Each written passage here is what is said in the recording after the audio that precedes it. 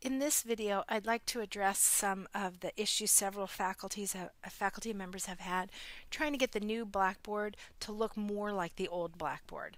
I know some of you like it just the way it is, but many of you would prefer, for example, to not use this new home page and just have the announcements show. There are several of you that have asked about reorganizing this menu, and there are some people that have asked about the actual homepage and taking some things off of here. Let me start with the menu that's listed over here.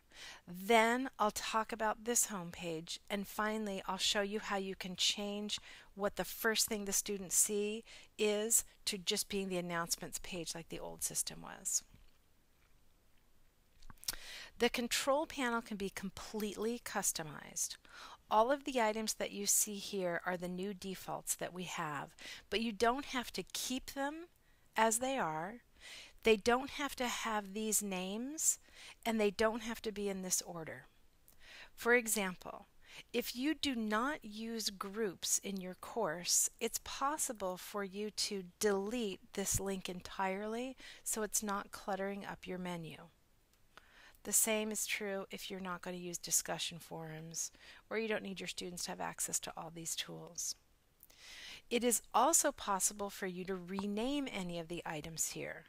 For instance, information could be changed to syllabus by clicking the chevrons, using the rename, and then you could simply type in syllabus, so that your students, when I hit the return button, your students now see the link named differently, even though it's exactly the same thing as it was before. Your new courses all have two content areas in them. You can add more things by clicking the plus button. And if you create a new content area, you can name this whatever you want. You'll want to make it available to users. And when you submit this, it goes to the bottom of the list of your things in your menu. So content areas can be deleted, renamed, and you can have more than the default two of them. Finally, I had said you could reorganize.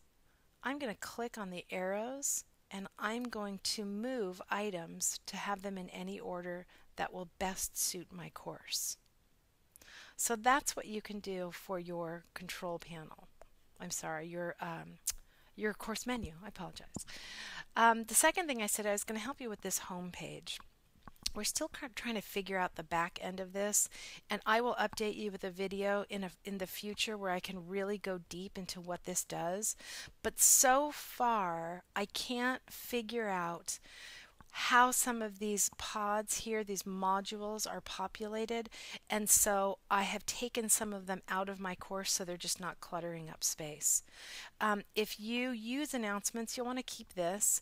If you keep the calendar posted, you'll want to keep this.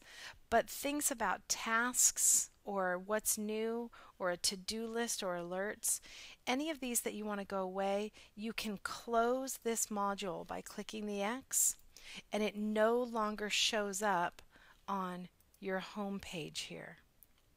Now, if you want to bring modules back or add additional ones, you can select the Add Course module, and you can restore any that have gone away. What did I just take away? Alerts. You could put that back. And then you can look through and see if there's different ones that you'd like to add.